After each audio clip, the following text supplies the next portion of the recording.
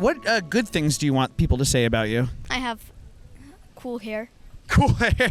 I would say I met this girl who's crazy about archaeology. Crazy about archaeology, not just standard into archaeology, crazy about archaeology. Do you have a lot of friends in pre-K? Yes. Yeah. What do they say about you? Good. They say good stuff? Yes. They say she's nice. Yes. She's good at sports. Yes. She's good at math. Yes. She's good at science. Yes. She makes a really good apple pie. Yes. She knows how to navigate the subway system. Yes. What makes you crazy for archaeology? Last time I went to my grandparents' backyard, they found a huge hole, and I was digging in it to find stuff that might have belonged to my great-grandparents.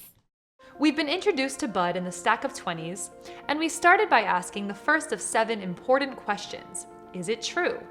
But we need to ask a few more questions before deciding what to do and say about Bud. For question number 2, we have to ask, is it wrong? You saw Bud take a stack of 20s out of the cash register and put them in his pocket. It looked like he was stealing, but maybe not. Perhaps he was asked by the manager to bring the 20s to the back office. Maybe the ski shop owed Bud some money, and he was justified in taking it. And even if Bud really stole the money, maybe his conscience got the better of him later in the day, and he quietly put it all back. Before we say something about Bud, we have to be certain that what he did was genuinely wrong. If we aren't sure, the right approach is to judge Bud favorably and assume the best about him and the money. It's also worth noting that if your intent in speaking up about Bud's potential theft is to protect the ski shop from future loss, it would not be necessary to know clearly that what Bud did was wrong. It would be good enough to say, I might have seen Bud steal some money. However, this assumes that the rest of the 7 questions have already been answered. As Sally Krawcheck, the CEO and co-founder of a women's investment platform, notably said, assume the best intent in others around you. You will often be right, and even when you're not, people can rise to your view of them. The next question we need to ask is, did I speak to the offender first?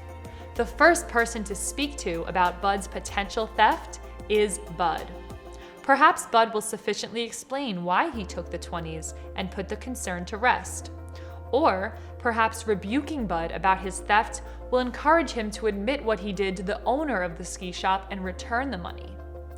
Because the constructive intent here is to get Bud to repay the stolen money, if we rebuke Bud directly, we accomplish the goal without having to say anything that might be lashon hara, or negative speech. On the other hand, if you know confidently that Bud wouldn't listen to your rebuke, you don't have to offer it. Additionally, it's worth repeating that if your intent speaking up about Bud's potential theft is to protect the ski shop from future loss, it would not even be necessary to rebuke Bud first. In the next few videos, we'll ask questions 4 through 7 and figure out what to do and say about Bud. Until then, today's Daily To-Do asks you to look for an opportunity to speak directly to someone who you feel concerned about, and not to speak about them to others.